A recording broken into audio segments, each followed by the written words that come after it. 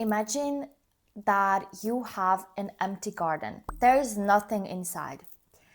Imagine your favorite flower. You decide one day that you want to go out and you want to plant your favorite flower in this empty garden. You buy the roots, you buy the seeds, you buy everything that is needed for you to plant this flower.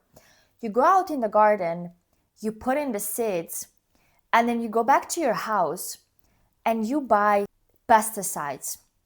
And you go out and you put pesticides on your flower seeds.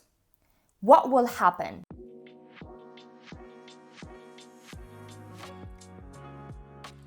Hi everyone, welcome back to my channel. Happy Sunday.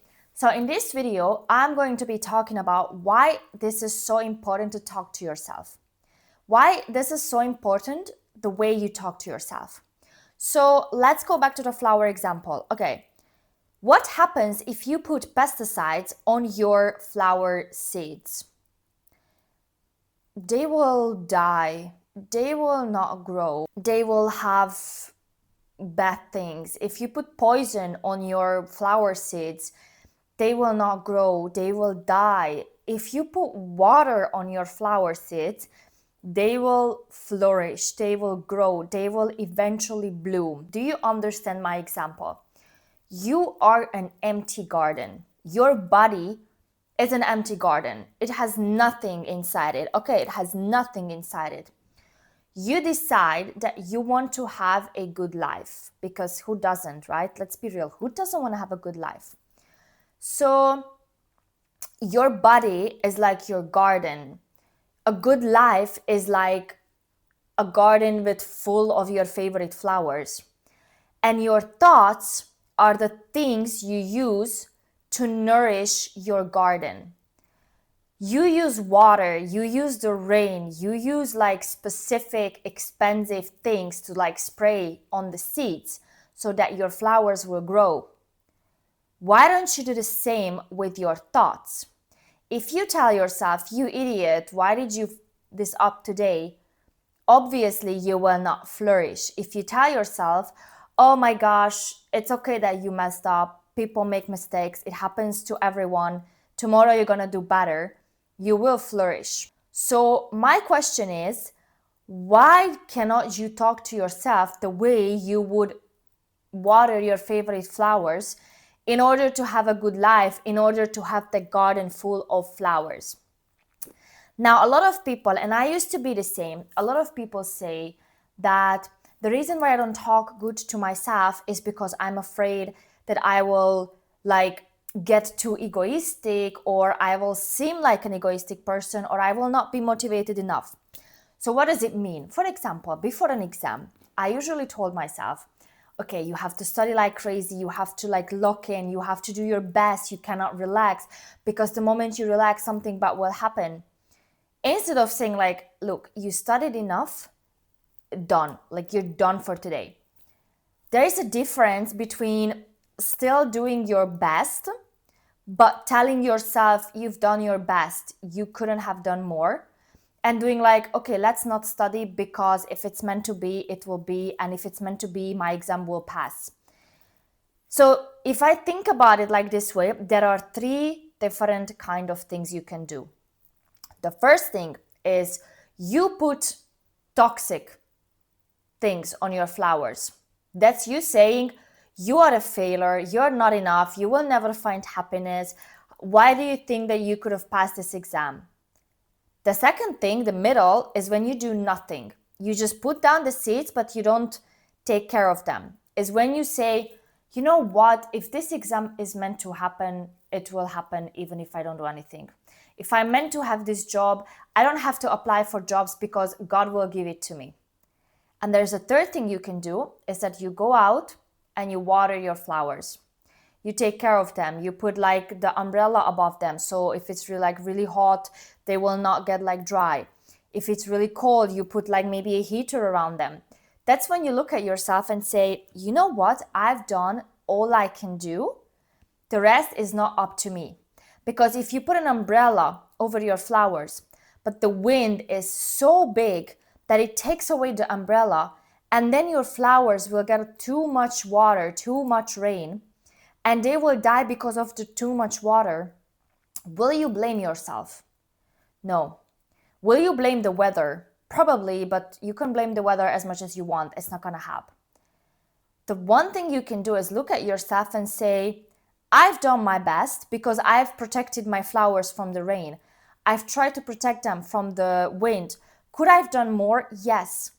But technically, no matter what you do in life, you can always do more. It's about finding the balance. If you clean your car for 3 hours, or if you clean your car for 5 minutes, in both cases, you are going to have dirty spots somewhere. It's inevitable. If you clean your car for 3 hours, I'm sorry, but I have to ask you, what the hell are you cleaning for 3 hours? If you clean your car for 5 minutes, I'm sorry, but I have to ask you, why did you think that in 5 minutes you could have cleaned your car perfectly? If you clean your car for 1 hour, I will tell you, I'm glad because you found a balance. You cleaned your car, so if I look at it, I can tell, oh, nice car, you just cleaned it. But you also didn't waste so much time with something so unnecessary, unless you really like cleaning cars. In that sense, I'm sorry, I don't want to offend you. But my point is that you can always do more. No matter what we're talking about, you can always do more in relationship, in your university, in your studies, in your work, in your other relationships, even with yourself. I can go to the gym every day and work out for 5 hours, and I can never go to the gym. The key is the balance. So this is why the option 3, when you say, I've done my best, it wasn't enough, it's not up to me. How do you define I've done my best? This is different for everyone. The first thing that you have to consider here is that this really depends on your goal. For example, I'm a student. I want to pass this exam. I have my best friend, also a student. She wants to get a 10 out of 10. So for me, I want to pass this exam, which means I want to get a 6 out of 10. I will study just enough to pass the exam, while she will probably go crazy to get a 10 out of 10. Her just enough is different than mine. Why? Because we have different goals. So the first thing, how you can decide what's your best, like I did my best. For example, with the flower example, if I'm planting a flower that is so rare that you can only find it in 3 countries in the whole world, I'm not just gonna put an umbrella over like against the wind. I'm gonna probably put up like a tent, probably a very expensive tent. I might put up like a greenhouse or something, because my goal is to protect that flower completely.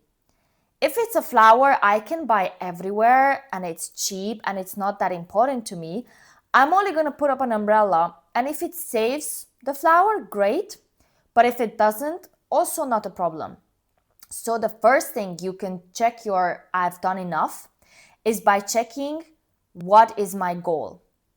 The second thing that really helps me is comparing myself to my previous self.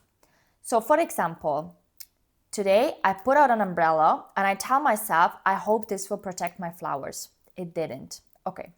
So instead of beating myself up, I look in myself and I think, what did I learn from this situation? I learned from this situation that if the wind is this big, an umbrella will not suffice. So I need to do something better. So the next day, tomorrow, I might go and buy the greenhouse, which means I learned from my mistakes. I'm becoming 1% better than I was yesterday. Of course, it's different when we talk about, for example, an exam or planting flowers. You can always buy more flowers, but if you fail one exam, you will beat yourself up more than when I talk about flowers or also having a job. So it makes sense that it's also situation dependent. But either way, try firstly to define what your goal is. And then secondly, try to define what you've done wrong the last time.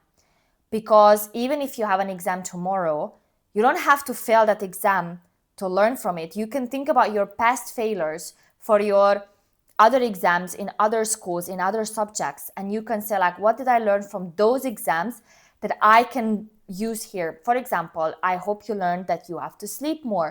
I hope you learned that you have to eat before your exam. All these things will really help you to understand that if you are going to put toxic on your flowers, they will not flourish. If you are going to speak bad to yourself or about yourself, you will not flourish. You also cannot say, I'm so perfect, I don't have to do anything in my entire life, because if things have to happen, they will happen. No, this is why option 3, I've done my best, the rest is not in my control. And what's your best? Try to first remember what your goal is. And secondly, try to learn from the things you've done wrong in the past. Try to learn from things that you want to be better in. Try to focus on becoming 1% better, not 100% from 0 to 100 or 0 to 50. No, from 0 to 1. 1 to 2, and so on. Thank you guys so much for watching. I hope you all have beautiful gardens. I have now beautiful garden because I really talk to myself in a normal way. I really try to flourish myself, and to be honest, since I've been doing that, I've been also feeling much better. That's why I decided to make this video. If you liked it, don't forget to like the video and give me a thumbs up so you won't miss out on more coffee chats, and I will see you guys next Sunday. I hope you have an amazing week. Enjoy your day. Bye!